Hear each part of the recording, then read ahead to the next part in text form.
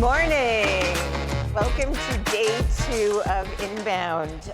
My name is Debbie Millman, and I am thrilled to be in conversation today with a person whose career has exemplified the integration of creativity and technology in order to revolutionize and democratize design. So please join me in welcoming the co-founder and chief product officer at Canva, Cameron Adams.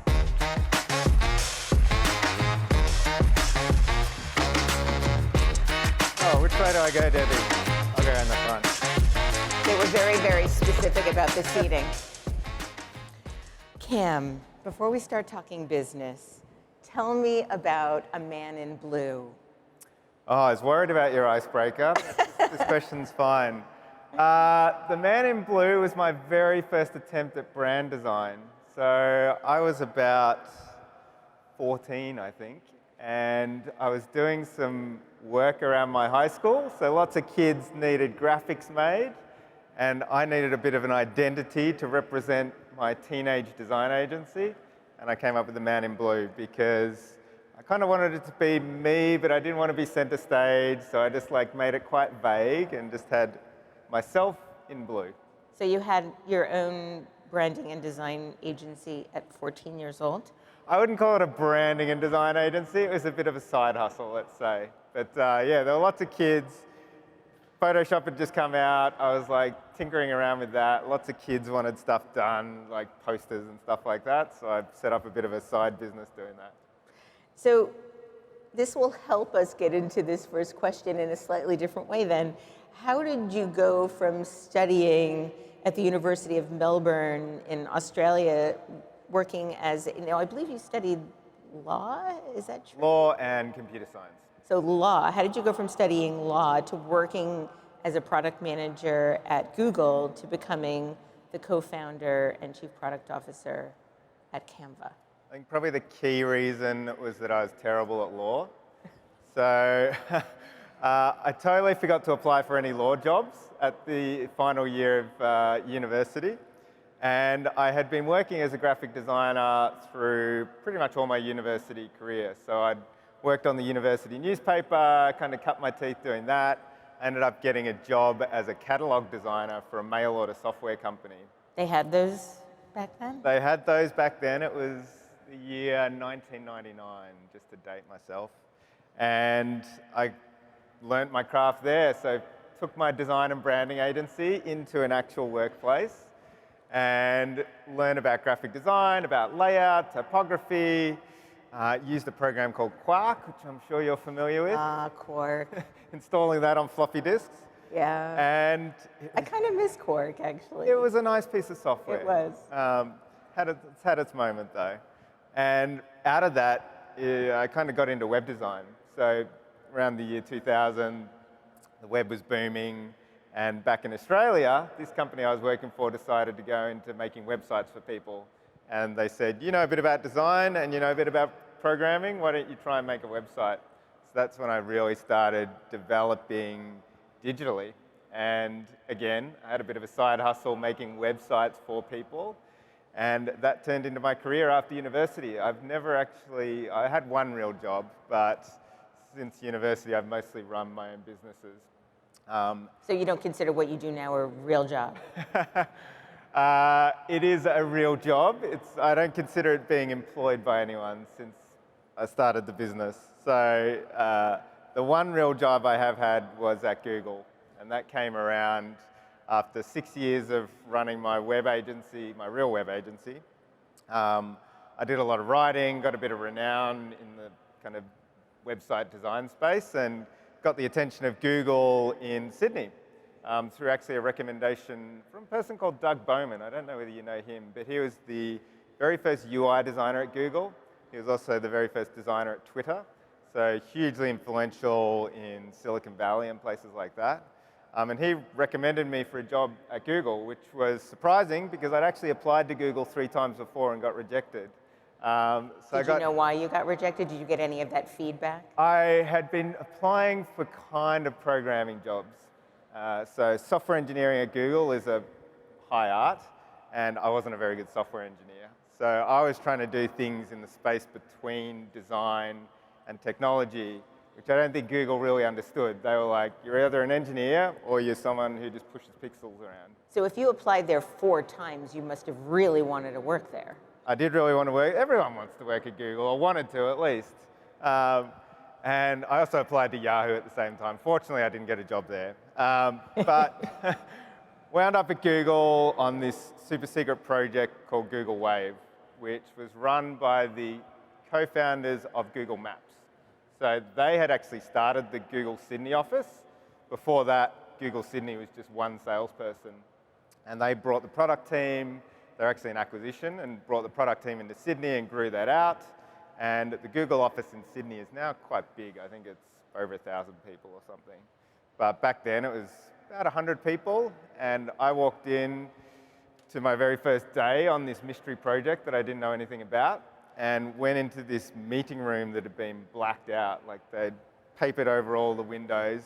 And I met Lars Rasmussen and his brother Jens. So they're 2 of the co-founders of Google Maps. And they said, this is the product we're trying to do. And it was like a next generation communications product called Google Wave. And I worked on that for 4 years. It was an amazing ride. Ultimately burned and crashed into the ground. But I learned a ton about creating digital products, which I hadn't really thought about before. I'd been more in the website world, and kind of online products weren't really a category that existed. So we were forging that path, figuring it out. I learned about product management as well as design. And when I decided to leave Google, I did another startup that I started called Fluent, which was the next generation email product. And we tried that for about a year, went through trying to get funding, the whole startup journey, didn't quite get across the line. And right towards the end of that, Lars recommended that I meet this couple who had just moved to Sydney. And he said, go talk to them, give them some advice on tech and see how it goes. So I wasn't thinking of partnering with them at all, and I walked into their office and met Mel and Cliff, my co-founders on Canva. And Mel described this amazing vision she had for democratizing design, as you mentioned. And it was the start of a long journey. Took us about a month of just doing Skype calls and various other things before we really decided to join forces. But in July 2012, we decided to start Canva together. And it's been an amazing journey ever since. I was doing a little bit of research in trying to understand your path to Canva. And just from the other side of the sort of picture, I believe it took Mel about a year to find someone that their investors felt was worthy of the job. Is that correct? Yeah, well, Lars from Google Maps was one of their advisors, and he would put everyone through a rigorous interview, particularly when we're looking for a CTO. But he obviously knew me from our 4 years together, so it was, once I agreed to meet them, he was very excited. But yeah, it took Mel probably more than a year. So they'd been working in Perth on the very far side of Australia, probably the farthest from Boston you can ever get. And they had built a school yearbook business. So they'd created a design tool just for school yearbooks. And it had been going pretty well in Australia, but they wanted to take it bigger. They wanted to take it to all sorts of design. Perth is probably not the best place you want to create a startup in. So they moved to Sydney to try and get it happening, and that's where we bumped into each other. So a couple of questions around that particular moment. What gave you the sense that this could be what it's becoming, Canva, as a tool to create any type of design? And second, talk a little bit more about this democratization of design and what that actually means. I think there were 2 things that really caught me about Canva, and Mel and Cliff as well. The first was this exciting vision for what design could be. Throughout my career, so I'd run a blog called The Man in Blue, and I wrote a lot about experiments that I was doing in creativity and code and design. And you still do write occasionally on Very the blog. occasionally when I get the time. It's actually quite good. Cam is quite a good writer. Not quite as good as you, Debbie, but I try and make it happen in the little time I have. And through that process, I created a whole bunch of basically design tools. So I just quirky little experiments that let people create things that they hadn't really thought they could create before. So little 3D builders, little drawing tools that you move blobs around to create things with. And I'd been doing that for probably 15 years. And when Mel first pitched me the idea of democratizing design, it just instantly gelled with me because I'd seen what amazing stuff people could create with pretty simple tools. And being able to take the really complicated area of design software as it was back then and make it accessible to everyone in the world and give them the ability to express their ideas and bring things to life was really exciting to me. So that was the vision side. And then on the team side, I had worked in a failed startup, I had worked at Google, I'd worked with a whole bunch of people over the years. And I'd kind of got to know what I was good at and what I wasn't good at. And Mel and Cliff were great at the stuff I wasn't good at. So we fit together really neatly, just like a jigsaw. And I think we each recognized that the three of us together just created an entire picture of what the founding team of an organization could be. Talk a little bit about the evolution of Canva, because I want to get to what you're currently doing right now in AI, but talk a little bit about how the tool has developed. So we've always had a huge vision. The vision is to empower the world to design across every type of design and visual medium that you can think of. But if you're starting a startup, you can't start there. You have to start down here with your very first user. So we needed to scope the original version of Canva down to something that we could actually build with a small team and that would also be really attractive to a very core audience. What we ended up building was a design tool that had roughly everything, well, most of the small things you needed to design. You could do text, you could do images, you could lay them out. And it was the perfect tool for social media, which was just emerging back in 2012. It picked up steam, and you had people like social media managers who needed to create a lot of content for their clients, and they didn't have the tools they needed because they weren't professional designers. They didn't know how to use complicated software or even afford it. And a tool like Canva was perfect for them because it let them quickly get started. They could smash it out in a few minutes, upload it to Twitter or Facebook, and it became an invaluable tool for them. So that was our initial audience, and we launched in 2013. And since then, Canva has grown in what you can do. So it can't just do social media graphics now. It evolved into presentations, into t-shirts, into videos, into websites. And as we've kind of bitten off more parts of the design pie, it's resulted in some of the growth that you could see on screen now. We've got 190 million people that use the product. We have over $2.3 billion in revenue.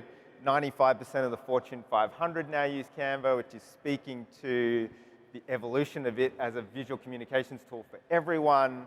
It has just grown beyond our wildest dreams. But How has that happened? I think for us, it's about focusing on the product. So creating an amazing product that people truly value and that they want to talk about to other people. We didn't do any marketing for pretty much the first 8 years of Canva. It was all word of mouth. It was creating really good funnels for people to find Canva on search engines, understand that it was good for the job that they wanted to do, and then have an amazing experience in their first time on Canva. And we actually spent, a lot of time thinking about that first time experience of the product. So when someone lands in Canva, they need to be comfortable, they need to be inspired, they need to feel like they're a creative individual who can make things. And we set up the very first steps in the product to give you and build your confidence in being able to do that, which I think has really been a philosophy that we've taken into heart over the last 10 years. Canva is now investing heavily in AI. Why, and where do you see it having the most impact in a series of design tools? I think in the last 5 years, and particularly in the last 2 years, AI has rapidly changed as a technology and made things possible that just weren't possible 10 years ago.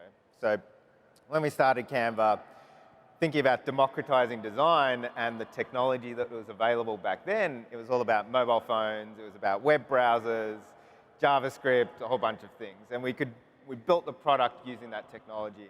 And it did enable people to discover design and discover their own creativity.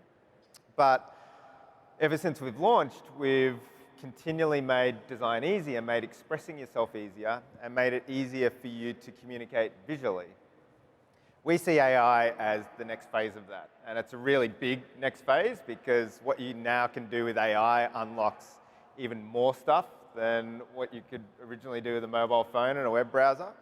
But we see it as a continuation of empowering the world to design, of enabling people to access design and visual communication that they couldn't do before. And really about shortening the time it takes to get an idea out there. I consider creativity not to be something that only artists or sculptors have. I think creativity is something that all of us can have, and we express it in very different ways. And AI is now enabling us to express ourselves in ways that we didn't think we could do, like we didn't think we were videographers, or we didn't think we were photographers or copywriters. And now as business owners, as marketers, as salespeople, even as accountants, people who think they mightn't have a creative bone in their body, they can actually express themselves creatively using AI. And it is an amazing democratization tool that we have seen over the last 2 years now that we have deeply embedded AI into the product. I don't know about how other communities and disciplines are reacting to AI quite in the same way I understand how the design community is responding. And there's this real palpable sense that somehow AI is going to destroy design and take the soul out of design and take all of the creativity, the sort of originality and innate creativity out of design. And in thinking about this, I'm old enough to have remembered what happened when the computer first came on the scene.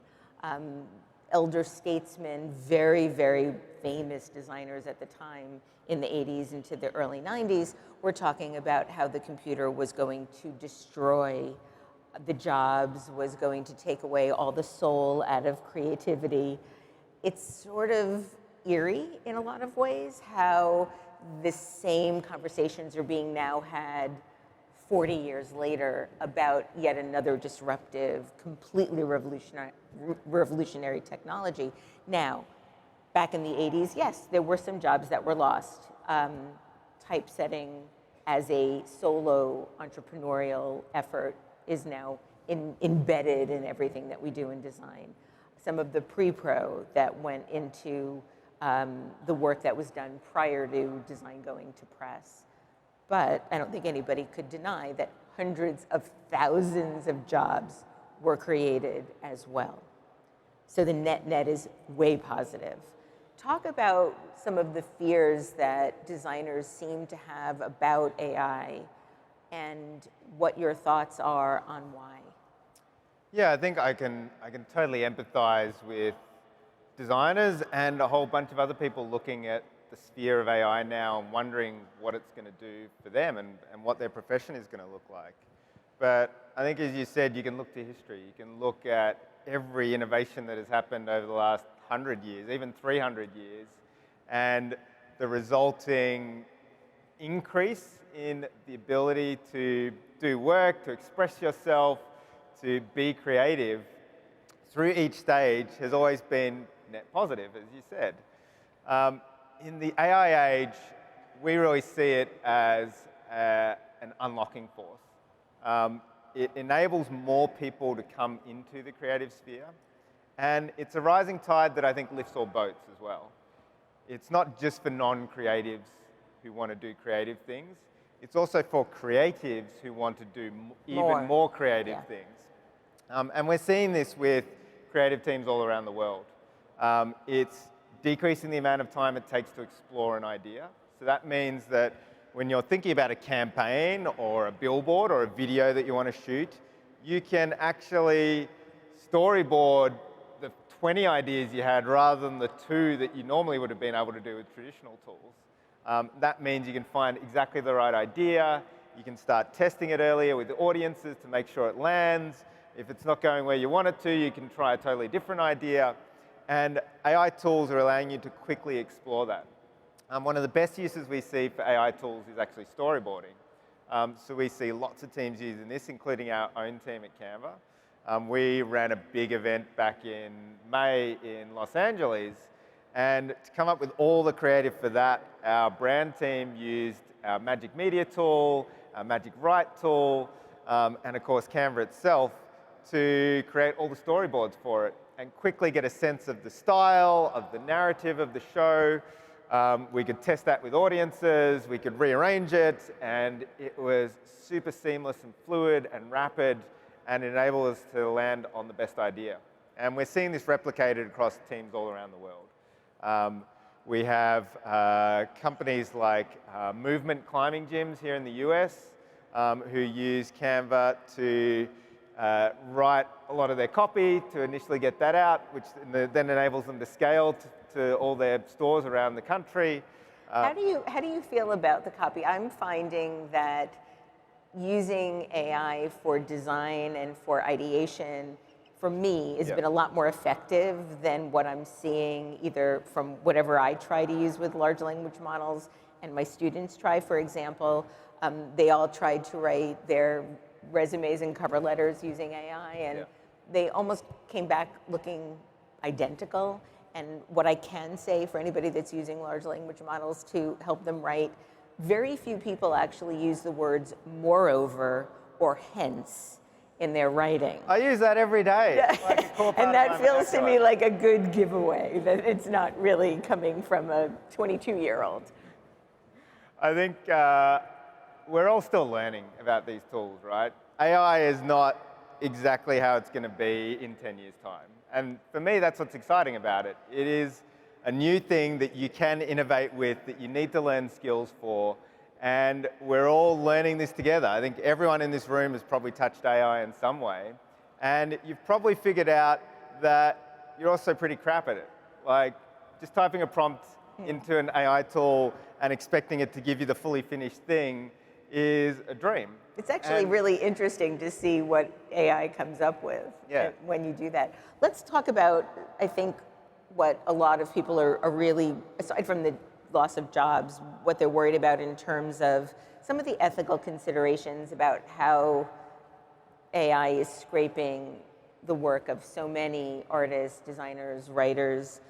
I want to talk about a little bit about data privacy as well. So talk about what you think about those concerns, and then also what Canva's doing to sort of thwart some of those worries. Yeah, I definitely think it's something that needs to be tackled.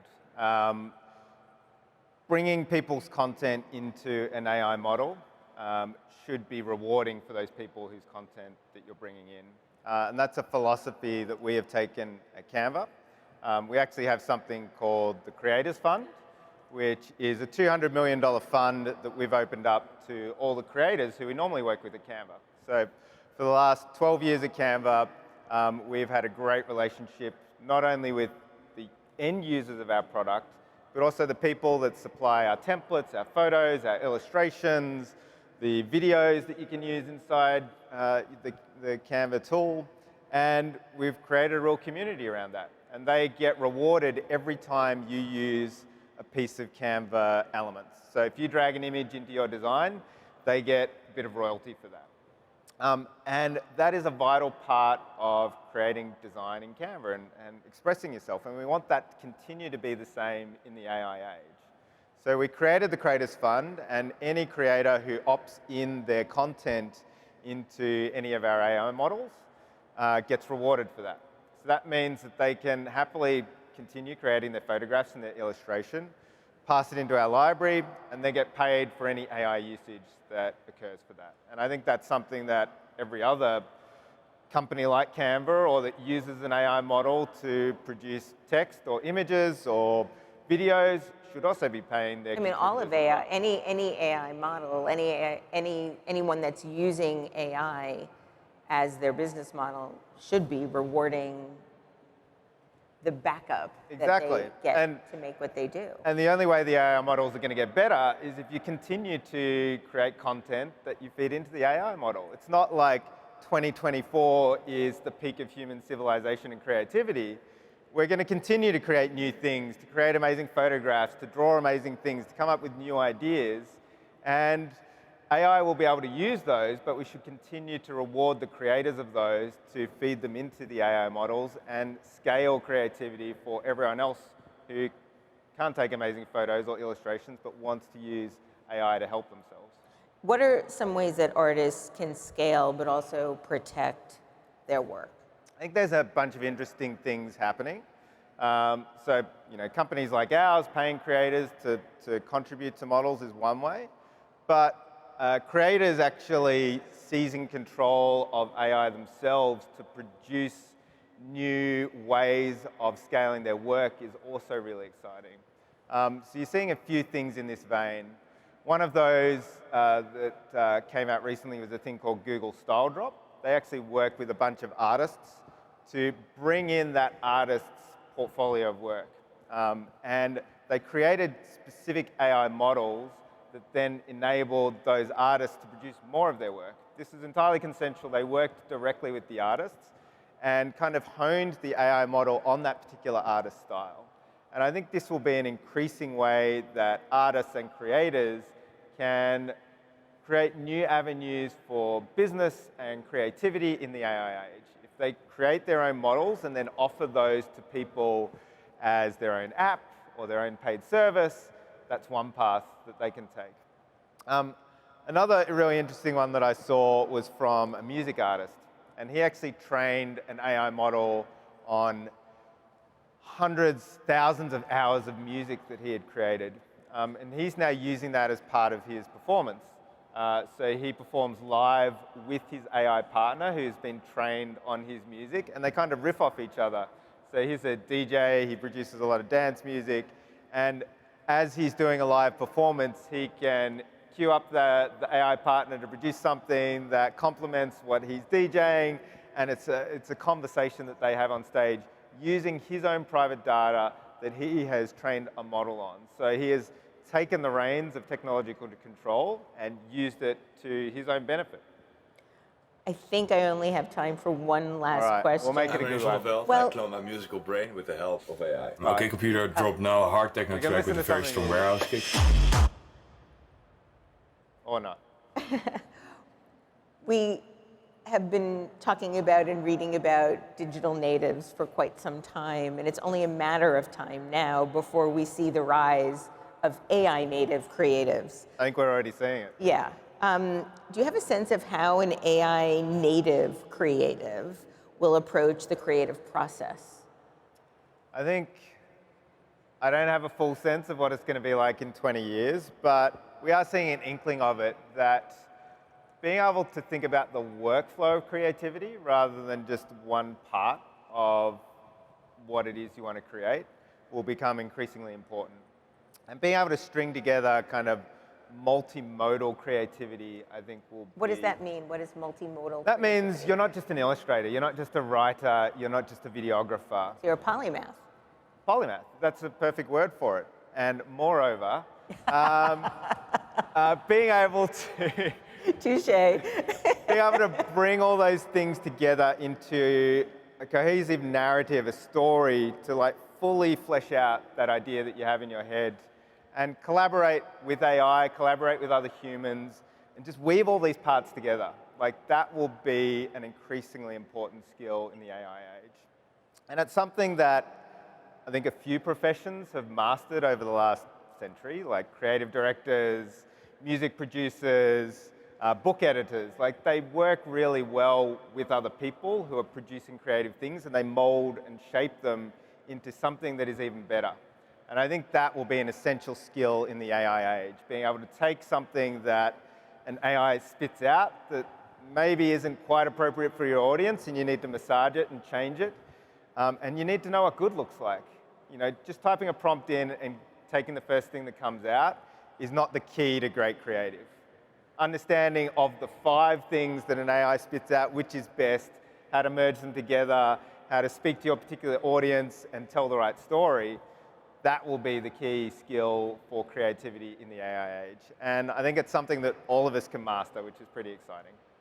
Cameron Adams, thank you so much for making such an interesting platform for so many people to use. And thank you for joining me today on the Inbound stage. Thanks for a great chat. Thank you, everybody.